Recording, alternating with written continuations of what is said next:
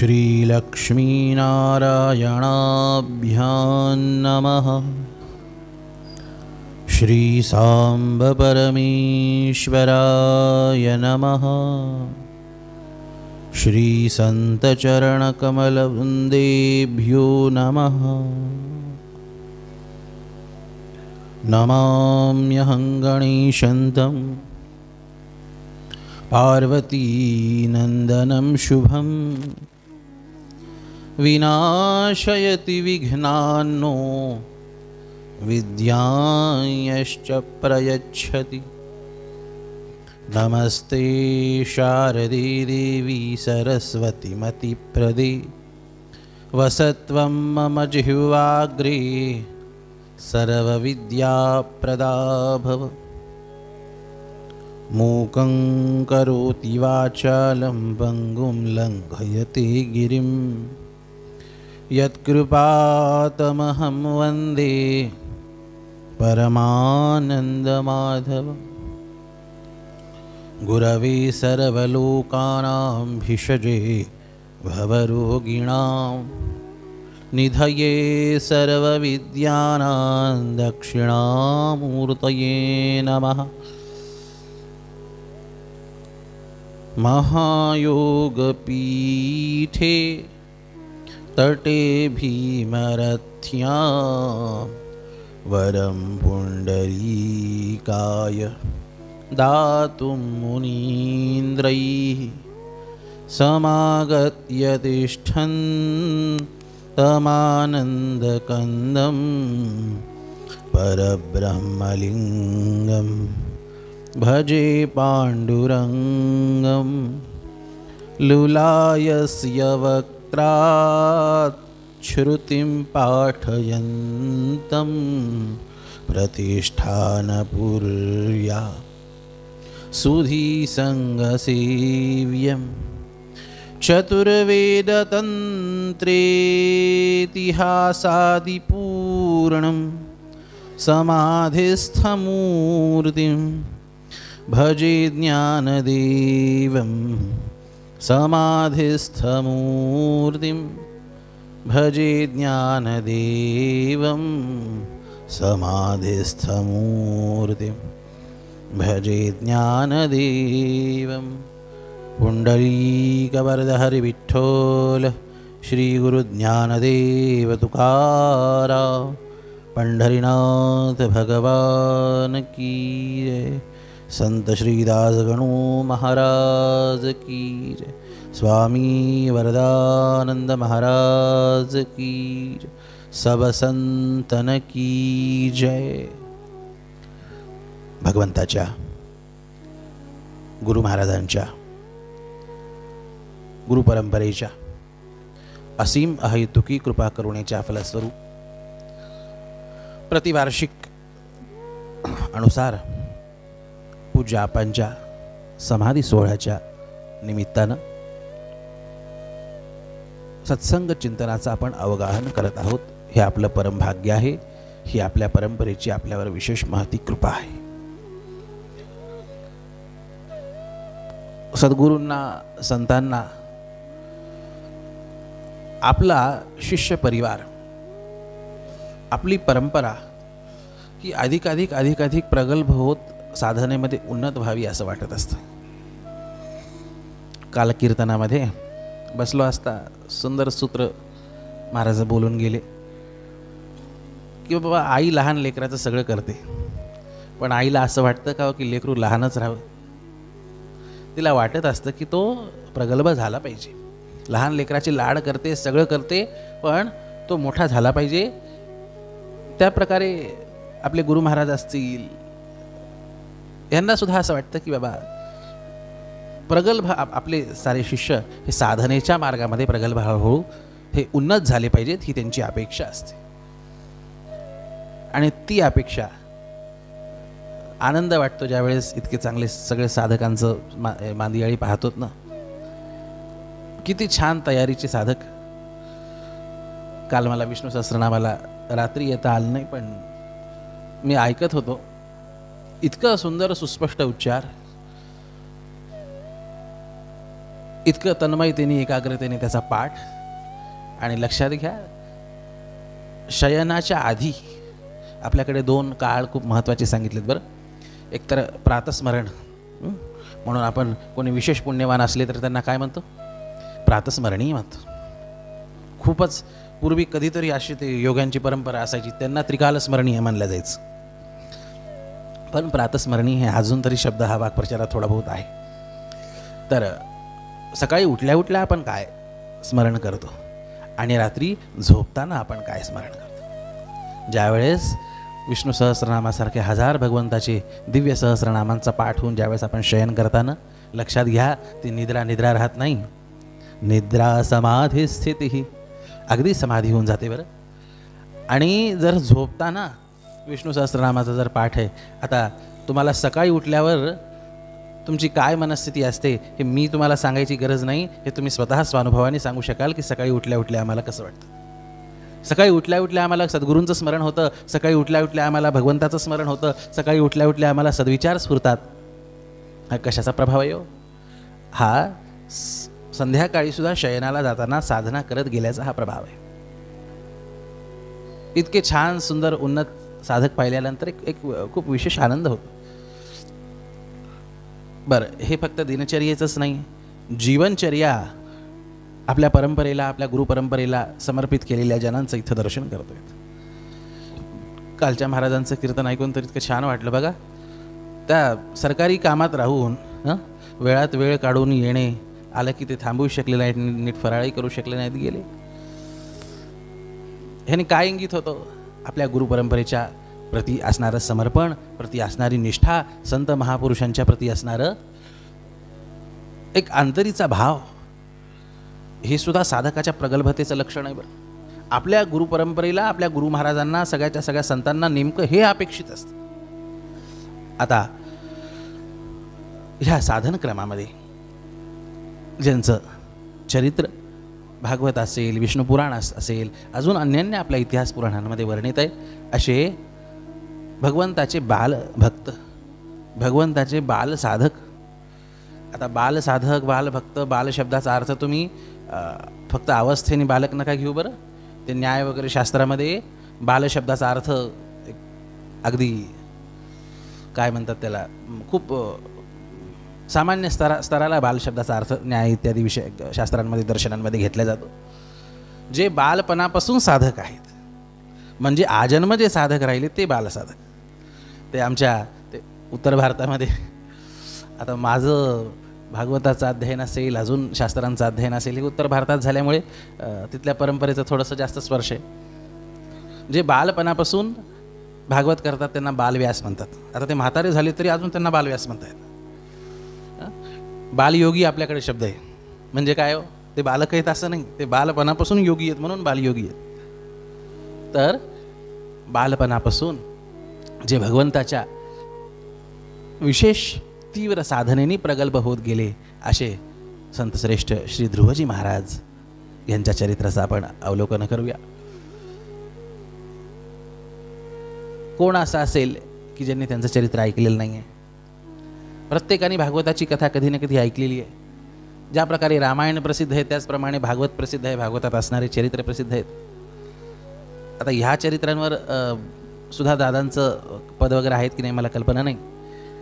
हा, ध्रुव प्रल्हाद वगैरे प्राचीन ह्याच्यावर नाहीत. तर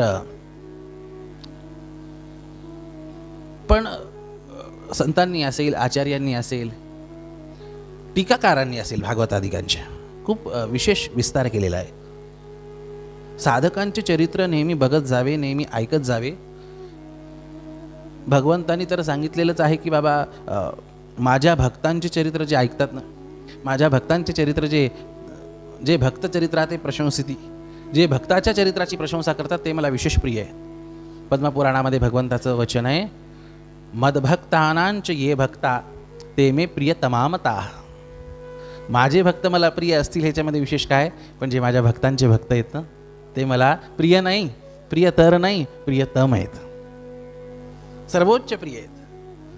आणि म्हणून खूप आनंद वाटतो बरं की आपण त्या परंपरेमध्ये आहोत. भगवंताला आपण पाहिलं नाही, पण आपण भगवंताच्या भक्तांचे भक्त आहोत.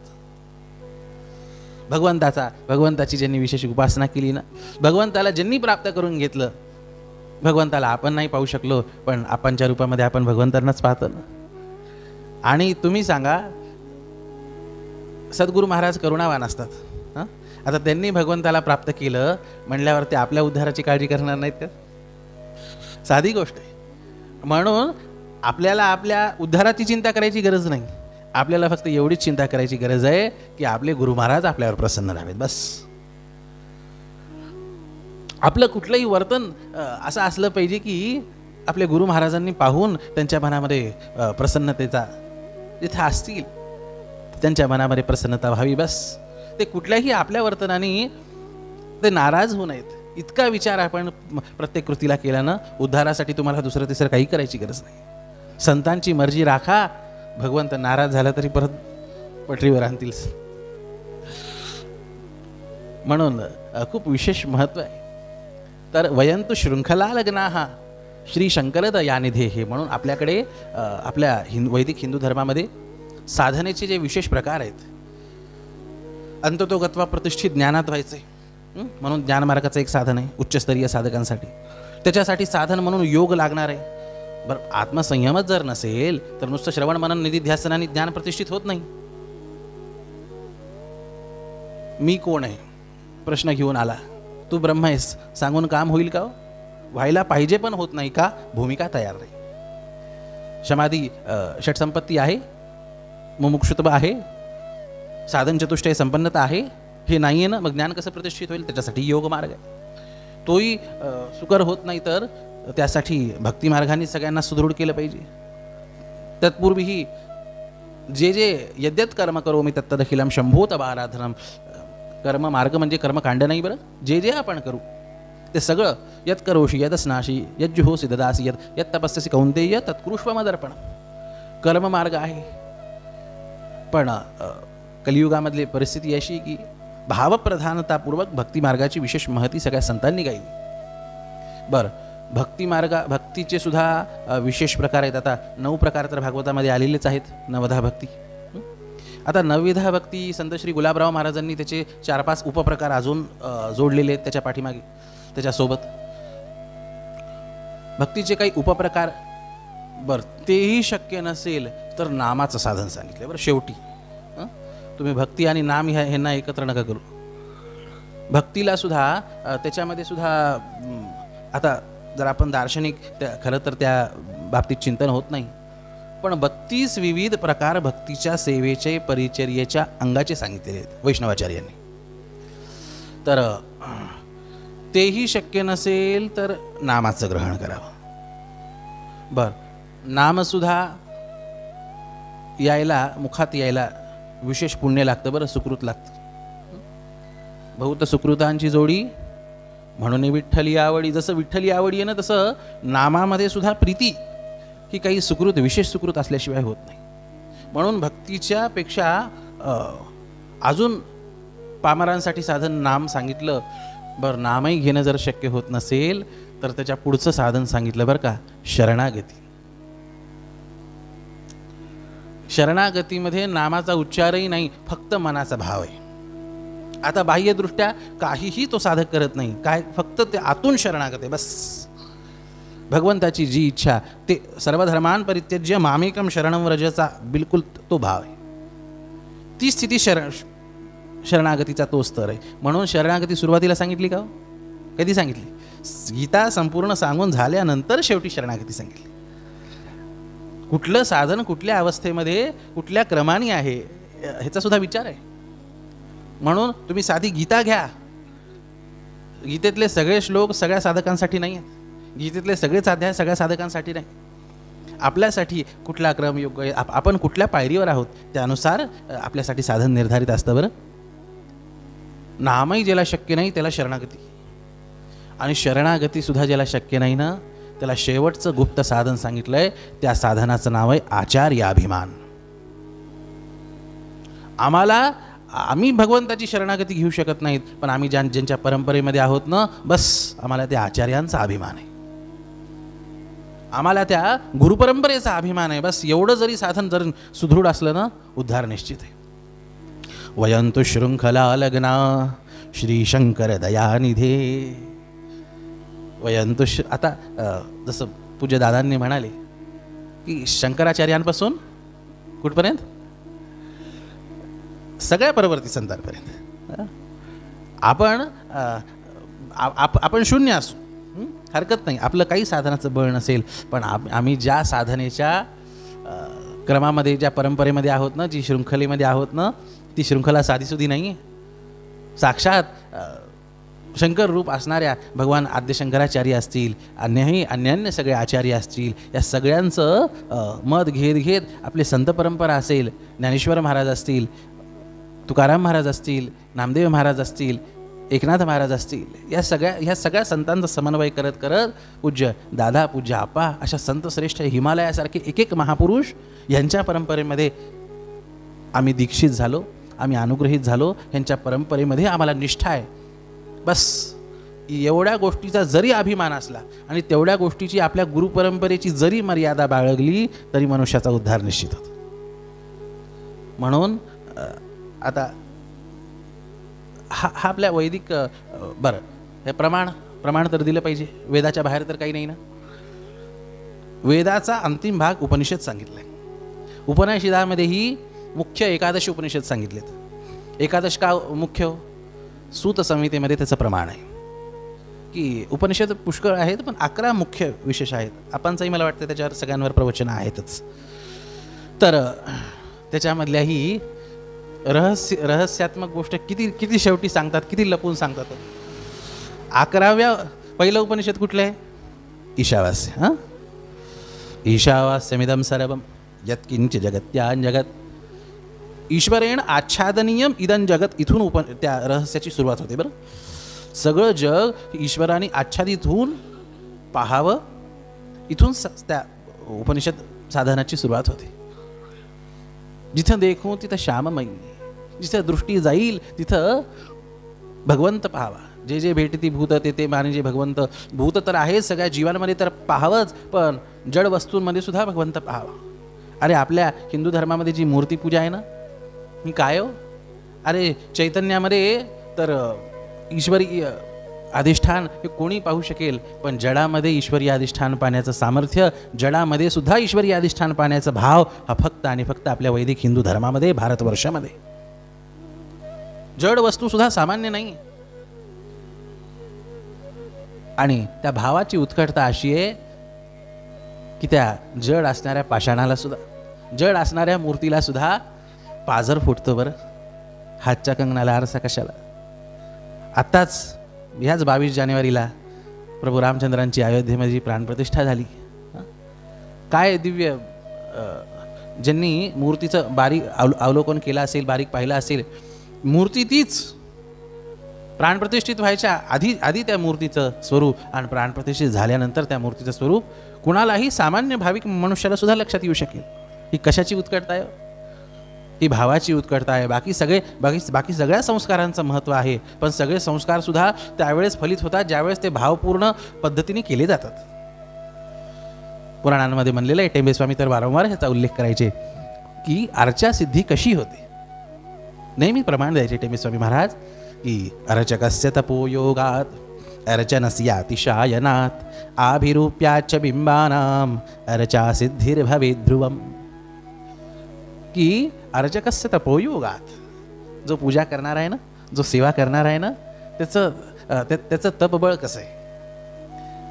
तपबळ म्हणजे तो नियमांचं किती पालन करतो, तो शुचिर्भूतेचं किती पालन करतो, हे तर सगळं आहेच. पण हे मंदिरातल्या पुजाऱ्यासाठी नका समजू बरं तुम्ही. आपल्या घरच्या देवाचा विचार करा तुम्ही. मंदिरातलं सोडा. आपल्या घरच्या देवाच्या पूजेची सिद्धी आपल्याला कशी होईल? आपलं जसं तपोयोग असेल ना, त्याप्रमाणे सिद्धी होईल. ही पहिली पायरी. आता तपोयोग म्हणजे ते आघोरी उपवास आठवड्यातून 9 ते माता मावल्या करतात तसं नका समजू तुम्ही. हां, तपोयोगात शब्दाचा अर्थ आहे भावाचं सुद्धा तप असतं, भक्तीचं सुद्धा तप असतं, त्या वात्सल्याचं सुद्धा तप असतं. आपण ज्यावेळेस उत्कट आपल्यामध्ये तीव्र ज्यावेळेस कारुण्याचा भाव येतो ना, त्या भावाचं सुद्धा तप असतं. ही पहिली पायरी हे लक्षात घ्या. आणि बाकी त्याला सांभाळून जितके आपल्याला नियम शक्य होतील ना तितके नियम करावे. जास्त आघोरी नियम का करू नयेत? मी मनाने सांगत नाही, भगवान श्रीकृष्णाने आसुर म्हणलंय आघोरी नियम करणाऱ्यांना.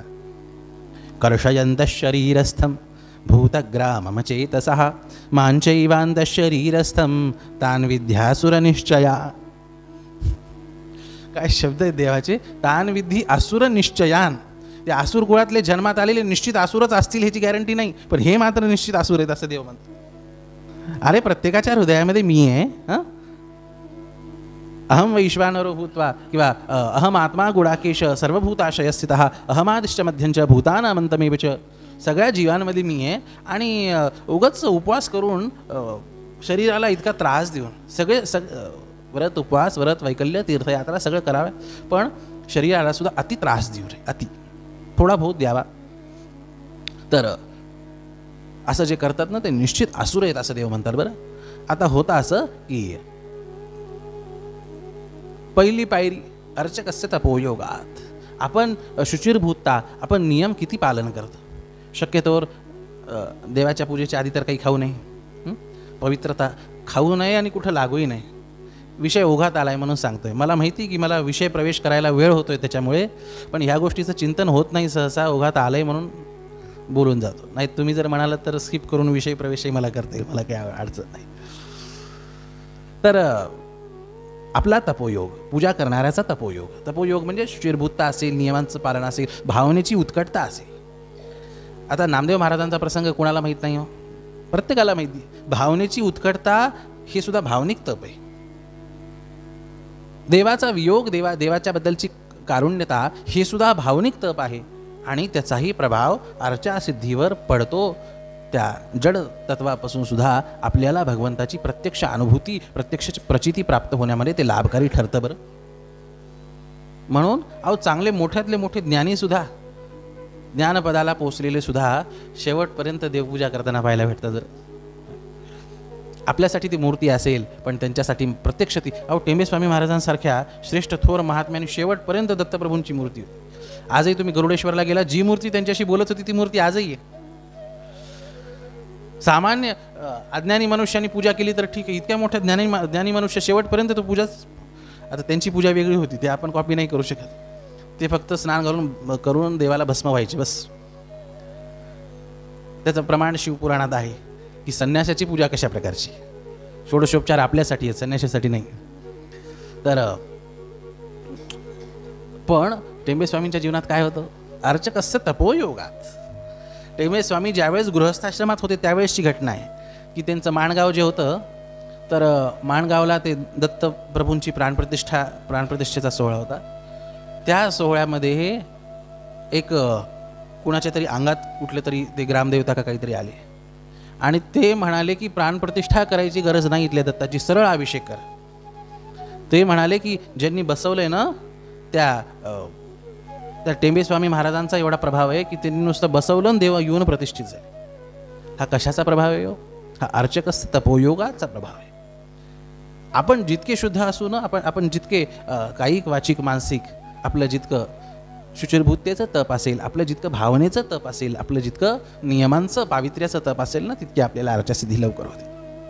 अर्चकस्य तपोयोगात अर्चनस्याति शायनात. किती दीर्घकाळपर्यंत अर्चन झालेलं आहे. आपल्याकडे आपण देवघरामध्ये देव असतात, काही काही घरांमध्ये असं आहे बघा, पुष्कळ घरांमध्ये असं की महाराज हे आमच्या 15-15, 20-20 पिढ्यांपासून आलेले देव आहेत. जितकं दीर्घकाळ अर्चन होतं ना, तितकं अधिक आपल्याला विशेष फळ हे त्या अर्चनामधून प्राप्त होतं. बरं त्या पूजनामधून प्राप्त होतं, त्या सेवेमधून प्राप्त होतं. अर्चनस्याति शायनात. म्हणून आता रामललांची प्रतिष्ठा झालेली, तर प्राणप्रतिष्ठा झाल्या त्यांचं स्वरूप बदललं हा तर भाग आहेच, पण दीर्घकाळ जशी जशी अर्चना वाढत जाईल ना, तशी तशी रामरायाची कृपा या देशावर, या समाजावर, या सगळ्याच्या सगळ्या भक्तांवर अधिकाधिक वाढत जाईल. बरं अर्चनस्याति शायनात. म्हणून जुन्या मंदिरांचं काय महत्त्व आहे. नवीन मंदिरं तर ठीकच आहेत, पण जुन्या मंदिरांमध्ये दीर्घकाळापासून अर्चना झालेली आहे. अर्चनस्याति शायनात. आणि तिसरी पायरी सांगतात आभिरूप्याच्च बिंबाना. ज्यांची आपण सेवा करतोय ना, तर त्यांचं प्रतिबिंब किती हुबेहूब आहे. हुबेहूब म्हणजे शास्त्रानुसार किती हुबेहूब आहे, त्यावर अर्चेची सिद्धी, पूजेची सिद्धी ही विशेष अवलंबून आहे. बरं आपण ज्या स्वरूपाची सेवा करतो ना ते शास्त्रामध्ये सांगितल्याप्रमाणे हुबेहूब पाहिजे. अहो आपल्या तुम्ही पुराणांमध्ये पाहाल तर देवाचे प्रत्येक स्वरूपाचं ध्यान तुम्हाला मिळेल. बरं, आता आपण समजा कृष्णाची उपासना करतोय, बालकृष्णाचं सुद्धा ध्यान आपल्याला मिळतं. करारविंदे न पदारविंदम मुखारविंदे विनिवेशयन्तम वटस्य पत्रस्य पुटे शयानं बालं मुकुंदम मनसा स्मरामी. बालमुकुंदाचं ध्यान कशा प्रकारे ते त्या वडाच्या पानावर आहेत, आपला पायाचा अंगठा चोखतायत, किती गोड ध्यान आहे. कोणाला लहान लेकराच्या स्वरूपामध्ये ध्यान हे करायचे तर अतिसुंदर ध्यान आहे. शास्त्राला धरून ध्यान आहे की नाही. भागवतामध्ये सुद्धा वर्णन येतं की प्रलय काळामध्ये देव अशा स्वरूपामध्ये. हा श्लोक जरी शंकराचार्यांचा असला तरी शंकराचार्य भगवान आचार्य हे शास्त्राच्या बाहेरचं तर अजिबात त्यांच्या लेखणीत येतच नाही अजिबात. अहो तुम्ही उपनिषद भाष्य वाचा, गीता भाष्य वाचा आणि ब्रह्मसूत्र तर काही बघा. एक छोटासा सिद्धांत बोलायचा असेल ना आचार्यांना ते कमीत कमी 1 डझन प्रमाण देतात. इतके मोठे ज्ञानी म्हणू शकतात ही माझी स्वतःची अनुभूती आहे. नाही, झडाझड प्रमाणांची अशी झडी लागते त्यांची आणि मग प्रमाण देऊन मग सिद्धांत प्रस्थापित करतात. काय शैली आहे महात्म्यांची. हे कशासाठी आहे? हे आपल्याला शिकवण्यासाठी आहे. किती मोठे बुद्धिमान झाला तरी प्रमाण स्वतः नसलं पाहिजे, प्रमाणशास्त्र पाहिजे. गीतेमध्ये देव अर्जुनाला विराट स्वरूप दाखवलं, सगळं दाखवलं, पण हे म्हणत नाहीत की अर्जुना तुम्हाला प्रमाण मान.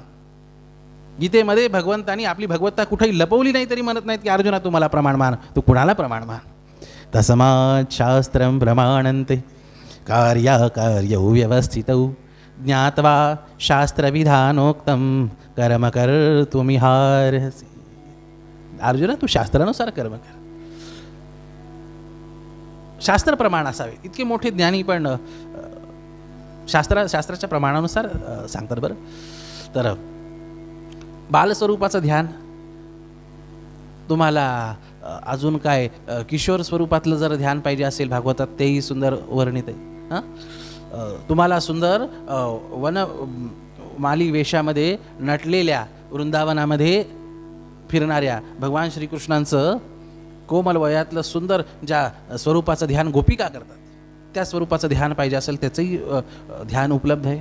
बरहा पीडन्नट बरबपु कर्णयो कर्णिकारम बिभ्रदवास कनककपिशं वैजयन्तीं च माला रन्ध्रान् वेणुरधर सुधया पूरयन् गोपवृन्दैर् वृंदारण्यम स्वपदरमणम प्राविशदगीतकीर्ती. अरे एक शब्दामध्ये एक पदामध्ये इतकं सुंदर वर्णन आहे. भागवतामध्ये एक युगलगीत म्हणून येतं. त्याच्यामध्ये तुमच्या भाषेमध्ये बोलू का, देवाच्या वेगवेगळ्या पोजस वर्णित आहेत. आता फोटोग्राफीवाले या पोजमध्ये फोटो द्या, त्या पोजमध्ये फोटो द्या. वेदव्यास महाराजांनी शुकदेव महाराजांनी कृपा करून त्या युगलगीत दशमस्कंदामध्ये तर पुष्कळ हे आहे पूर्वार्धामध्ये. तर देवाच्या वेगवेगळ्या पोजसचं चित्रण केलं आहे. हे कशासाठी हो? हे तुम्हा सर्वांना ध्यान करण्यासाठी ना. अरे व्यक्ती तितक्या प्रकृती, प्रत्येकाला एक स्वरूपाचं ध्यान आवडू शकत नाही. ज्याला ज्या स्वरूपाचं ध्यान आवडतं त्यांनी ते ध्यान करावं. भगवंत कसा आहे हा आपल्याकडे प्रश्नच नाही आहे. जगाच्या पाठीवर हिंदू धर्मासारखी उदारता कुठं नाही. भगवंत कसा आहे ह्याच्या भानगडीत पडू नका. भगवंत तुम्हाला कसा पाहिजे ते सांगा. जसा पाहिजे तसा भगवंत आपल्याकडे उपलब्ध आहे. 2 हाताचा पाहिजे की 4 हाताचा पाहिजे की मनुष्य शिराचा पाहिजे की सिंहाच्या शिराचा पाहिजे की हातीच्या शिराचा पाहिजे की स्त्री रूपात पाहिजे की पुरुष रूपात पाहिजे की माशाच्या रूपात पाहिजे की अजून कुठल्या रूपात पाहिजे. बोर्ड लावण्यासारखा आहे. Every quality available. देव कसा आहे ह्याच्यापेक्षा देव तुम्हाला कसा पाहिजे, तुम्हाला कसा भावतो, हे उपासना स्वातंत्र्य जगाच्या पाठीवर दुसऱ्या तिसऱ्या कुठल्या धर्मपरंपरेत आहे का? फक्त आणि फक्त आपल्या हिंदू धर्मात हे पाहायला भेटतं. बरं, तर पण असं आहे की बाबा तुम्हाला ज्या स्वरूपाचं ध्यान पाहिजे ना ते शास्त्राला धरून असा. आता आपण बालस्वरूपाच्या कृष्णाचा आपण आता विचार केला, युवा स्वरूपातल्या असणाऱ्या कृष्णाचा विचार केला. ते मूळ नारायण स्वरूप ते तर विश्राम करतंय बाबा. शांताकारं भुजगशयनं पद्मनाभं सुरेशं विश्वाधारं गगनसदृशं मेघवर्णं शुभांगं लक्ष्मीकान्तं कमलनयनं योगिभिर ध्यानगम्य येते. वंदे विष्णुं भवभयहरं सर्वलोकैकनाथं. ते तर आहेच, पण आपण ज्या रोज वरदनारायणाची आपण ज्यांचं दर्शन करतो, ज्याचं दर्शन आपण न झालं, आपणही पूर्वी बरं, मला तर असं वाटतं बरं का की आपण दर्शन झालं हे तर हा तर भाग आहेच, पण दर्शन देवानी जसं आपा ध्यान करत असतील तसं देवाने दिलेलं असं. पूर्वी आधी चित्रकाराच्या मनामध्ये चित्र अंकित होतं आणि नंतर मग ते प्रात्यक्षिक रूपामध्ये हे उतरत असतं. किंवा आर्किटेक्ट वगैरे आधी ते चित्र कागदावर बनवतात, नंतर ती बिल्डिंग तयार होते. आता देवाचं स्वरूप तसं नाही आहे, पण देव स्वतः म्हणतात ना, ये यथा मां प्रपद्यन्ते तांस्तथैव भजाम्यहम. मी कसा दिसेल? मी तसा दिसेल ज्या प्रकारे देव माझा भक्त माझी भावना करेल. असं सांगतात. देवाला प्रभू रामचंद्रांना वनवास ह्यासाठी सुद्धा आवश्यक होता, अपेक्षित होता की शबरी मातेनी वनातल्या प्रभू रामचंद्रांचं ध्यान केलं. म्हणून राजकुमार वेशामध्ये शबरी मातेकडं नाही येता आलं देवाला. त्याच्यासाठी प्रभू आता रामायण आपल्याकडे विस्तार आहे खूप. ज्यावेळेस आता हे राज्याभिषेकाची आदली तयारी सुरू होती, पण प्रभू रामचंद्रांना वनात जायची इच्छा होती. तर आता हे अयोध्येची बाकी तयारी काय चालू आहे ते सोडा, पण देवतांची इथं गुप्त मीटिंग चालू आहे. जर इथं राज्याभिषेक झाला तर पुढचं सगळे प्रोग्राम बारगळत आहेत आपले. प्रोग्राम सेटिंग हा सुद्धा एक भाग असतो ना महाराज. हे झालं की हा प्रोटोकॉल आहे, तो झाला की तो प्रोटोकॉल आहे, हे झालं की इकडं आधी तुम्हाला वनामध्ये जायचं आहे, मग त्याच्यानंतर ते खरं दूषण वगैरे त्यांचा नाश करायचा आहे, शबरी मातेवर कृपा करायची आहे, मग अजून ऋषीमुनींना भेटायचं आहे, त्यांच्यावर अनुग्रह, सगळे प्रोग्राम ठरलेले बिघडून चाललेत या राज्याभिषेकामुळं. अशी देवांची गुप्त मीटिंग त्या अयोध्येत चालू होती. आता बाहेर कुणाला माहीत नाही. तर देव सुद्धा म्हणाले, मला सुद्धा ना मला वनवासी बनवून जाण्याची इच्छा आहे. एकाने विचारलं, अहो अशी तुमची इच्छा काय आहे? काय तुम्ही वनवासी झाल्याशिवाय तुम्ही काय रावणाला मारू शकणार नाहीत? किंवा वनवासी झाल्याशिवाय तुम्ही त्या खरदूषणाला मारू शकणार नाहीत? की वनवासी झाल्याशिवाय तुम्ही अजून कुठल्या दुष्टांचा नाश करू शकणार नाहीत? काय नाही, काय बिघडणार आहे तुम्ही वनवासी राहिलात काय, राज्यात राहिला काय? प्रभू रामचंद्र हेच म्हणतात, माझ्या प्राणप्रिय भक्तांनी माझं जे ध्यान केलंय ना, ते ह्या रूपामध्ये नाही केलं, या राजा रूपामध्ये नाही केलं. फलमूलाशिनौ दान्तौ तापसौ ब्रह्मचारिणौ, ह्या रूपामध्ये ध्यान केलेलं आहे. तपस्व्याच्या रूपामध्ये ज्या प्रकारे आम्ही वनवासी आहोत ना, अरे काय भक्तीची ताकद आहे. आपल्याप्रमाणे देवाला बनवण्याची ताकद ही फक्त भक्तीमध्ये. बरं, देवाला तेवढ्यासाठी आपल्या भक्तांवर कृपा करण्यासाठी म्हणून देव वनवासाची लीला करून जातात. अरे देव म्हणतात की बाबा, माझ्या अवताराचा मूळ हेतूच आहे, रावणाला मारण्यासाठी माझा अवतार थोडी नाही. आलोय तर ते काम मी करून जाईल, पण माझ्या अवताराचा मुख्य हेतू हे माझ्या भक्तांवर कृपा आहे. तुम्ही सांगा, रावणाला मारणारे 3 व्यक्ती हे तर त्यावेळेस पृथ्वीवर होते. आता सगळे इथं जाणकार बसलेले आहेत, काय मला विस्तार करायची गरज आहे. बाली रावणाला मारू शकत होता. सहस्रार्जुन, बालीने तर काखेतच दाबून ठेवलेलं होतं. सहस्रार्जुन रावणाला मारू शकत होता. बरं, भगवंताच्याच हातून जायचं होतं तर परशुराम भगवंत सुद्धा रावणाला मारू शकत होते, तेही देवाचे अवतारच होते. ह्या कुणाकडूनही कुणाच्याही हातून रावणाला संपून टाकून, बरं सगळ्यांचा ह्या पंगा कधी ना कधी झालाय रावणाशी. त्याच्यामुळे ते काही त्याला मारणं, काही ह्या तिघांपैकी कुणाकडून मारणं हे काही अवघड नव्हतं. पण तुम्ही सांगा, ज्या शबरीनी लहानपणापासून घर सोडलंय आणि त्या बाल्यावस्थेमध्ये मतंग ऋषींची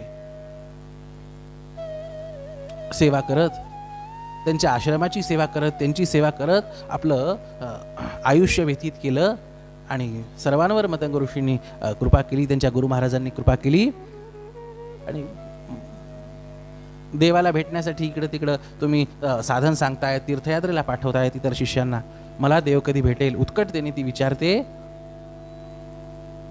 गुरु महाराज म्हणतात, तुला कुठं जायची गरज नाही, इथंच तू देवाच्या स्वागताला तयार राहा, तुला देव इथल्या इथं भेटेल. बरं, बस गुरु महाराजांच्या तेवढ्या शब्दावर विश्वास आणि त्या विश्वासाच्या योगाने इतक्या दृढ निष्ठेने रोज रोज रोज रोज रोज रोज देवाच्या स्वागताची तयारी करते. आश्रमात ह्या कधी रे येशील, आश्रमात ह्या कधी रे येशील, रामा रघुनंदना. ही जी प्रार्थना करते रोज, देवाची कीर्ती ऐकते. मीन अहिल्या श्रापित नारी. अहिल्याचा उद्धार केला, कानावर आलं. जानकीचा स्वीकार केला, कानावर आलं. मीन जानकी राजकुमारी. मी न राजकुमारी आहे, मी काही तुमची नित्य संयुक्ता शक्ती महालक्ष्मी सारखी नाही आहे, जानकी सारखी नाही आहे, अहिल्यासारखी पतितही नाही की तुम्ही माझ्यावर दया करून कृपा करावी.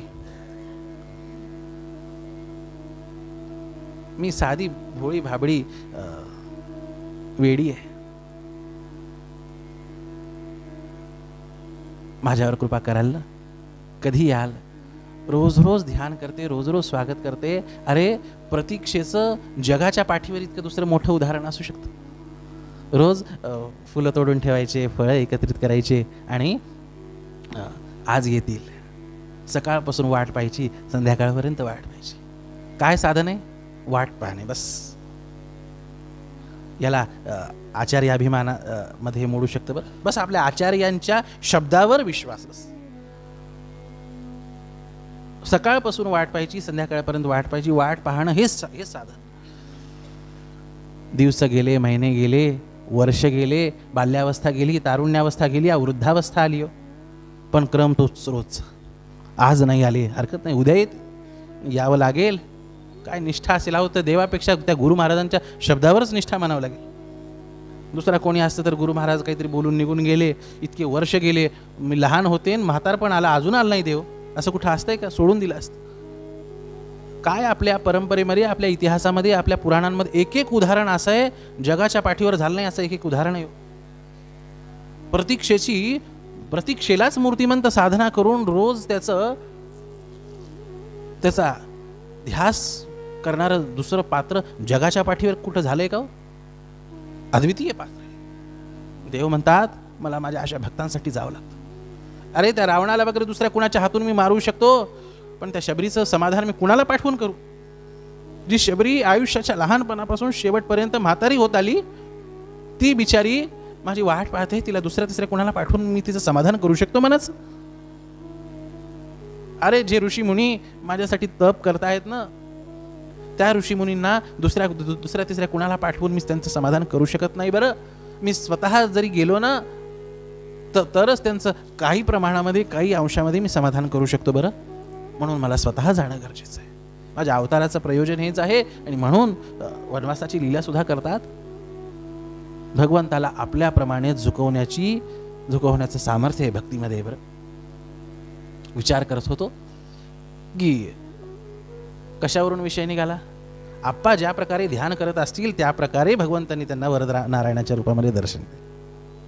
आता आप्पा ध्यान करतायत तर आता या महापुरुषांची सगळ्या कृती या शास्त्राला धरून असतात, शास्त्राला सोडून तर काही नाही. तर आता वरद नारायणाचं स्वरूप पाहून कुठल्या स्वरूपामध्ये देवाचं ध्यान आप्पा करत असतील, तुम्हाला काय वाटतं? मला जे थोडं बहुत सुचलं ते मी सांगतो. बरं तुम्हाला काही सुचवा वाटलं तर सुचवत जा. आपलं प्रवचन हे संवादात, प्रवचन समजूच नका, त्याला संवादच समजा. मला असं वाटतं आप्पा सशंखचक्रम सकिरीटकुंडलम सपीतवस्त्रम सरसीरुहेक्षण सहारवक्षस्थलकौस्तुभश्रियं नमामि विष्णुं शिरसा चतुर्भुज. या स्वरूपाप्रमाणे आपण ध्यान करत असतील आणि त्या स्वरूपामध्ये वरद नारायणाने त्यांना दर्शन दिले. माझं स्वल्प चिंतन, बरं म्हणजे भिन्नही असू शकतं, काही हे नाही. ज्या चतुर्भुज स्वरूपामध्ये दर्शन दिलं ना, तर अशा अभिरूप्याच्या बिंबानांनी काय होतं? अभिरूप्याच्या बिंबानांनी अर्चा सिद्धी होते. तर शास्त्राला धरून ध्यान करावं. तर ह्या 3 पायऱ्या ह्या अशा आहेत की अर्चा सिद्धी देतात. जडातून सुद्धा परमेश्वरीय कृपेचा अनुभव आपल्याला प्रत्यक्ष करवतात. आता होतं असं, आजकाल भक्तिभावाच्या नावावर पुष्कळ मी ह्याच्यासाठी विस्तार केला की आपल्याला जसं पाहिजे तसं शास्त्रीय स्वरूप, शास्त्रीय ध्यान हे उपलब्ध आहे हे सांगायचं होतं मला. आणि इतकं उपलब्ध असून सुद्धा आपण अशास्त्रीय प्रतिमा करतो. आता गणपतीचे दिवस आहेत. गणपतीचं सुद्धा गणेश पुराण असेल, मुद्गल पुराण असेल, पाहिजे तितके ध्यान आहेत सुंदर सुंदर. पण आजकाल मूर्त्या पहा तुम्ही, टोपी लावलेली, भालदार चोपदार झालेला, आणि अशा वाटेल तशा ह्याच्यामध्ये करतात. हे केल्यावर काय होतं, मग ती जी अर्चा सिद्धी जो अनुभव पाहिजे ना तो भेटत नाही. आजकाल शास्त्रामध्ये सांगितलेलं फळ दिसत नाही महाराज. कशामुळे दिसत नाही? तुम्ही वाटेल तसं कराल आणि फळ कसं दिसेल तुम्हाला? फळ पाहिजे तुम्हाला शास्त्रात सांगितल्याप्रमाणे, आणि नियम म्हणलं की तुम्हाला ते नको आहे. मूर्ती कशी असावी, त्याच्याशी तादात्म्य, सेवेची प्रक्रिया कशी असावी, ह्या सगळ्यांचं वर्णन, विस्तार इत्यादी हा केलेला आहे. आणि त्याच प्रभावाने जड असणारी मूर्ती सुद्धा आपल्याला अनुभव देते, प्रचिती देते. आणि जो व्यापक परमात्मा आहे ना तो सुद्धा प्रकट होतो त्या तपोयोगाने. तो तपोयोग बालपणापासून बालसाधकत्वाने ज्यांच्या जीवनामध्ये साकारला, त्या ध्रुव महाराजांचं वर्णन करताना श्री शुकदेवजी महाराज वर्णन करतात. ओम नमो भगवते वासुदेवाय प्रियव्रतोत्तानपादौ शतरूपापते स्तुतौ वासुदेवस्य कलया रक्षायां जगदे स्थितौ. भागवतामध्ये आता कुठलंही पुराण असलं की त्याची काही प्रक्रिया आहे, त्याच्यामध्ये त्याच्या काही विषयांचं निर्धारण आहे. कोणी एखादं पुस्तक लिहिलं आणि त्याला नाव देईल पुराण, असं काही झालेलं आहे बरं. आता नाव घेत नाही. उत्तरेमध्ये आपण एक पुस्तक लिहिलं आणि त्याचं नाव दिलं पुराण, प्रज्ञा पुराण, अमुक पुराण.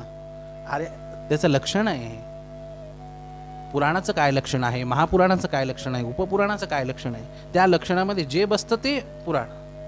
आता कशालाही महापुराण म्हणतात, कशालाही पुराण म्हणतात, पण असं नाही, त्याचं लक्षण आहे. आता तर पुराणांमध्ये अत्र सर्गो, महापुराणांच्या क्रमामध्ये अत्र सर्गो विसर्गश्च स्थानं पोषणम ऊतयः मन्वंतरेश अनुकथा निरोधो भक्तिमाश्रयः, हे 10 लक्षण महापुराणांचे आणि 5 लक्षण पुराणाचे.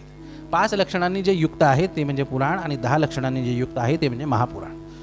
तर महापुराण असो की पुराण असो, या दोन्हीमध्ये सर्ग हे सामान्य लक्षण आहे. हे सर्ग म्हणजे काय? सृष्टीच्या उत्पत्तीचं वर्णन हे सामान्य आहे. आता कुठलंही पुराण घेतलं की सृष्टीची उत्पत्तीचा विषय त्याच्यामध्ये येतो. आता ओघात आलंय म्हणून लोकांना, पुराण वाचणाऱ्यांना हा संभ्रमही होतो की बाबा प्रत्येक पुराणामध्ये सृष्टीच्या उत्पत्तीची प्रक्रिया वेगवेगळी आहे. आपलं वैदिक सनातन हिंदू धर्माचं दर्शन इतकं सखोल आहे की उथळ बुद्धीचे लोक, भौतिकवादाने बरबटलेले लोक त्याचा विचार नाही, अनुमान सुद्धा करू शकणार नाही. आता कल्पभेद सांगायचं म्हणजे ते पंचायतच आहे. कालच आपला विषय झाला. अरे त्या ब्रह्मदेवाचा 1 दिवसाचाच विचार करायला गेलं तर त्या तितक्या कालाचा अनुमान सुद्धा करू शकत नाहीत. कलियुगाचं आयुष्य काय? 4,32,000 वर्ष कलियुगाचं आयुष्य.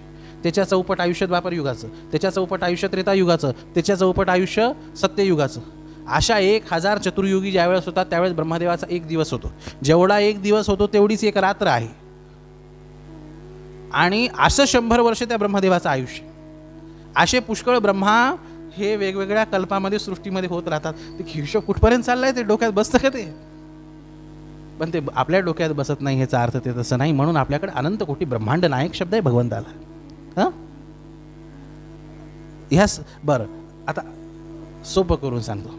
आता अनंत कोटी ब्रह्मांड नायक हा शब्द आहे की नाही देवाला आपल्या पुराणांमध्ये, शास्त्रांमध्ये? लक्ष कोट्यंत नायिका वगैरे हा शब्द हा परवर्ती शब्द नाही बरं, हा प्राचीन, हा पुराणांमधला शब्द, पुराण असतील, शास्त्रांमध्ये असतील, तो भगवंताला वापरला जातो. आता नंतर तो कुणालाही पुढं आपल्या श्रद्धेनुसार ज्यावेळेस लावण्यात येतो त्यावेळेस तो तर्क घटित होत नाही. जे लक्षण भगवंताचं आहे ते भगवंताचंच आहे. कशानुसार बोलतोय मी? बरं, ते संतांमध्ये घटित होत नाही. बरं काय सांगतोय? उपनिषदांमध्ये आलंय ब्रह्मविद ब्रह्मैव भवति, ब्रह्मज्ञानी हा ब्रह्मरूप होतो. मग प्रश्न आला की ज्या प्रकारे आता जर ईश्वराला जाणणारा, ब्रह्माला जाणणारा जर ब्रह्मरूप होतोय, ईश्वर रूप होतोय, तर जसं ईश्वर सृष्टीची उत्पत्ती स्थिती लय करतो तसा तो संत करू शकेल की नाही? ब्रह्मसूत्राचं जे सूत्र आहे जन्माद्यस्य यतः, तर हे लक्षण त्या संतामध्ये, त्या ब्रह्मज्ञानामध्ये घटित होईल की नाही? ते म्हणतात ते घटित होऊ शकत नाही, ते फक्त ईश्वरामध्ये घटित होतं. म्हणून कुठलं संबोधन कुणाला लावावं, अनंत कोटी ब्रह्मांड नायक हे आपण श्रद्धेनुसार इतरही महापुरुषांना आपण लावत असतो, पण ते दर्शनाच्या कसोटीवर जर घासायला गेलं तर ते फक्त ईश्वरामध्ये लागू पडतं. ईश्वराचे सुद्धा, आता भगवान शब्दाचे सुद्धा 6 जे हे आहेत, ऐश्वर्यस्य समग्रस्य धर्मस्य यशश्रियः ज्ञान वैराग्य योशेनम षण्णाम भग इति स्मृतः. तर 6 प्रकारचे भग म्हणजे ऐश्वर्य ज्याच्यामध्ये आहे तो भगवान. आता एका महाराजापुढं भगवान लिहिलेलं होतं आणि एक आम्हाला एक विदेशी साधक भेटले आणि ते म्हणत होते वी गॉन टू दॅट भगवान. मी म्हणलं व्हाय यू आर टेलिंग देम भगवान? Because it is written in the front of his name. कारण ते त्याच्या नावासमोर भगवान लिहिलंय म्हणून आम्ही भगवान मान. तर त्यांना भगवान शब्दाचा अर्थ माहीत नाही, लक्षण माहीत असणं दूरची गोष्ट. असं नावाचे भगवान नाही, आपल्याकडे प्रत्येक गोष्टीचं लक्षण आहे. जसं भगवान शब्दाचं आता आपण लक्षण ऐकलं तसं शिवपुराणामध्ये ईश्वर शब्दाचं लक्षण आहे, ज्याच्यामध्ये नित्यतृप्ती, अनंतशक्ती, सर्वज्ञता हे अशा प्रकारे 6 लक्षणं ईश्वराचे सुद्धा आहेत. तर ह्या लक्षणांनी जो युक्त आहे तो ईश्वर. नित्यतृप्ती, सर्वज्ञता, अनादि बोध, अलुप्त शक्ती आणि अनंत शक्ती इत्यादी 6 गुणांनी युक्त असणारा जो आहे ना तो म्हणजे ईश्वर. भगवान असेल, ईश्वर असेल, ब्रह्मा असेल, ह्या थोडा बहुत फरकाने प्रत्येकाची व्याख्या, प्रत्येकाचं लक्षण शास्त्रामध्ये केलेलं आहे. तर होतं असं की हे प्रत्येकाचे पृथक पृथक लक्षण आहेत. आता अनंत कोटी ब्रह्मांडाचा जर तो ईश्वर नायक आहे तर प्रत्येक ब्रह्मांड एकाच पद्धतीने निर्माण व्हावं ह्याचं काही कंपल्सेशन थोडी नाही. हे ब्रह्मांड ह्या पद्धतीने निर्माण झालं तर दुसरं ब्रह्मांड दुसऱ्या पद्धतीने निर्माण होईल. तर पुराणांमध्ये तुम्ही जे सृष्टीचं वेगवेगळ्या प्रकारे उत्पत्ती वाचता, वेगवेगळ्या देवांपासून उत्पत्ती वाचता, त्याची संगती अशा प्रकारेही लागू शकते.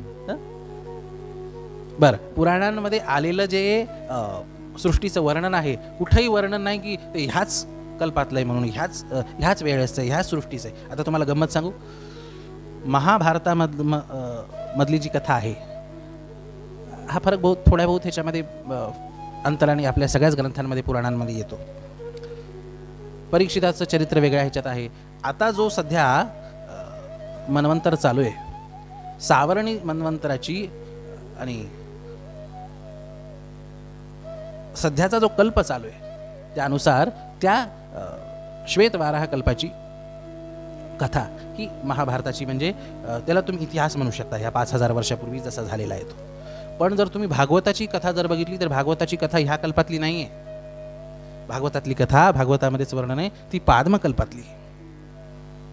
आपल्याकडे कल्प वेगवेगळ्या प्रकारचे आहेत. आता कल्प काय, त्याच्यानंतर अजून कल्पभेद हा एक स्वतंत्र चिंतनाचा विषय आहे. कालसापेक्ष थोडासा त्याला समजून घेण्यासाठी वेळही अपेक्षित आहे.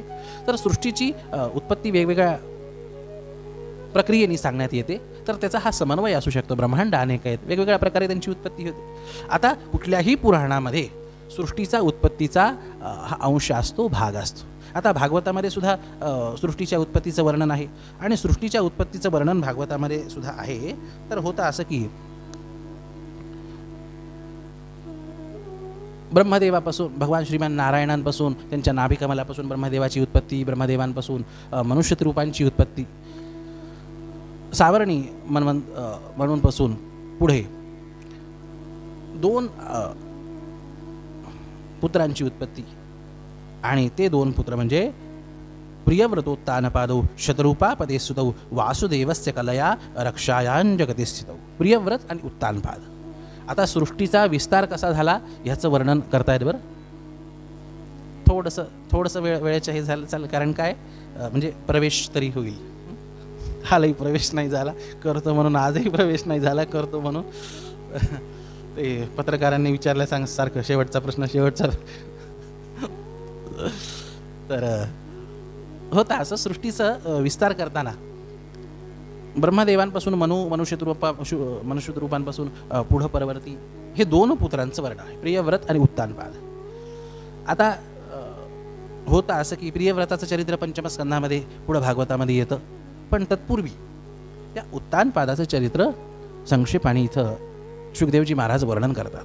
आता जितके काही संत आहेत, परवर्ती संत आहेत, व्याख्यानकर्ते आहेत, भागवताचे विश्लेषक आहेत, त्या सर्वांनी ह्या राजाचं, उत्तानपाद राजाचं, ध्रुव चरित्राचं ज्या प्रकारे वर्णन केलंय त्या प्रकारे आपण श्रवण करायचा प्रयत्न करूया का.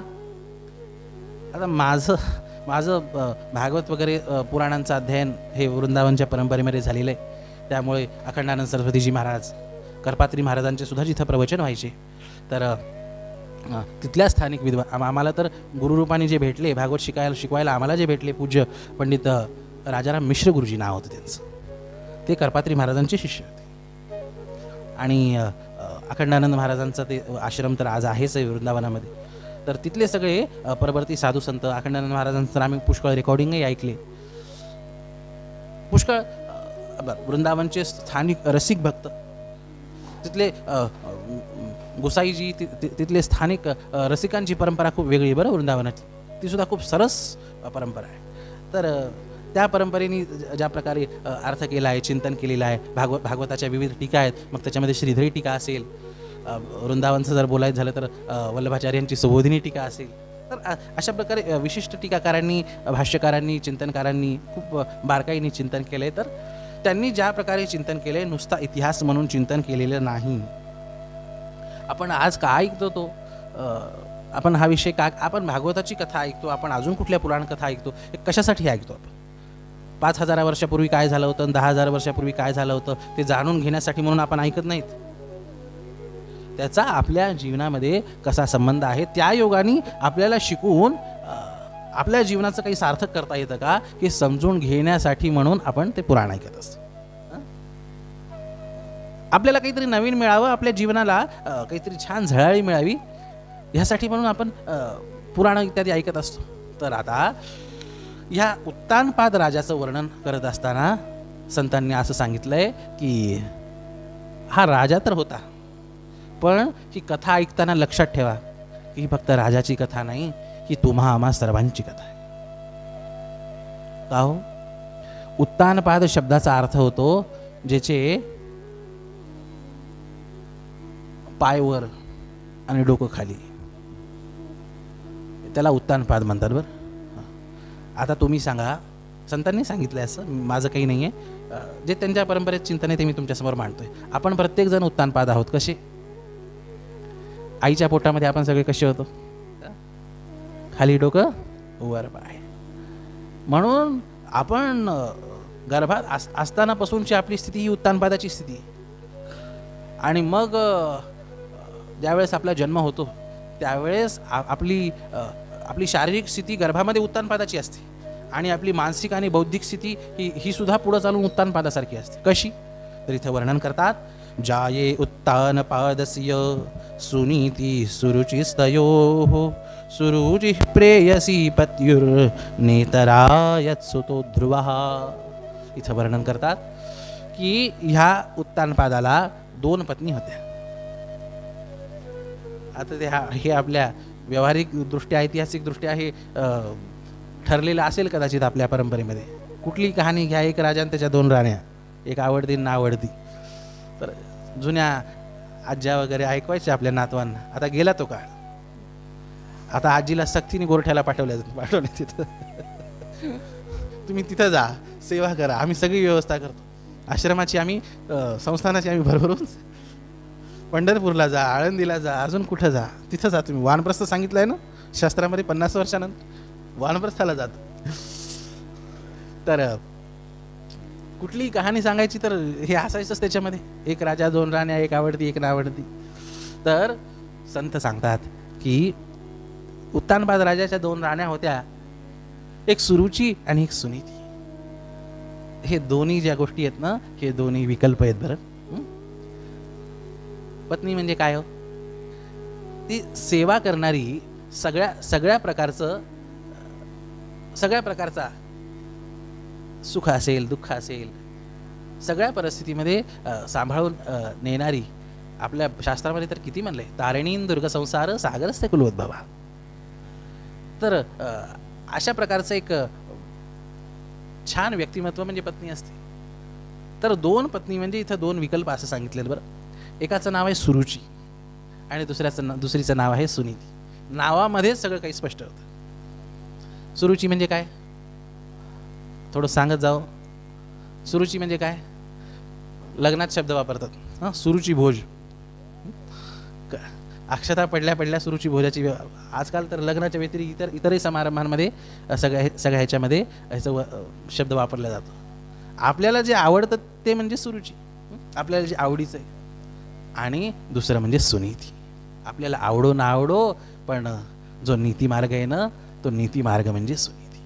तर हे दोन विकल्प असतात आणि ह्या दोन विकल्पामध्ये जीवाची स्वाभाविक प्रवृत्ती कुणाकडे असते हो? ती सुनीतीकडे नसते, नीतीने चालण्याकडे नसते, रुचीने चालण्याकडे असते. म्हणून हा शाश्वत सिद्धांत आहे. मानवीय मनाची प्रवृत्ती आहे की त्याला नीती आवडत नाही, त्याला रुची आवडते. म्हणून उत्तानपाद राजाची कथा ही फक्त ऐतिहासिक कथा नाही, तर संतांनी सांगितलं की सर्व लोकांची परिस्थिती आहे. त्याही उत्तानपादाला सुरुची आवडायची, सुनीती आवडत नव्हती. आणि ज्यावेळेस नीती आवडत नाही ना, त्यावेळेस प्रमाद घडतो. काय आणि कसा प्रमाद घडतो याचा विचार आपण उद्याच्या सत्रामध्ये करूया. झालेली सेवा इथंच विरमूयात. पुंडलिक वरधारी विठ्ठल श्री ज्ञानदेव महाराज की जय. मी वरदानंद महाराज की जय. समर्थ.